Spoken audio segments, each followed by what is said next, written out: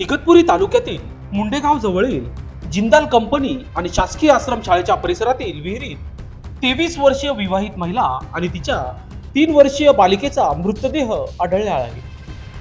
या घटनेने परिसरात एकच खळबळ उडाली आहे. प्रियंका नवनाथ दराने वय वर्ष 23, वेदश्री नवनाथ दराने वय वर्ष 3 असे दुर्दैवी मायलेकीचे नाव आहे. दोघीही जवळच असणाऱ्या शेनवड खुर्द येथील रहिवासी आहे. पोलिसांनी घटनास्थळी भेट देऊन तपासाला सुरुवात केली आहे. विहिरीला कठडा नसल्याने जवळ गेलेल्या बालिका विहिरीत पडल्याने तिला वाचवण्यासाठी आईने धाव घेतली. यामध्ये दोघींचा मृत्यू झाला अशी चर्चा सगळीकडे सुरू आहे.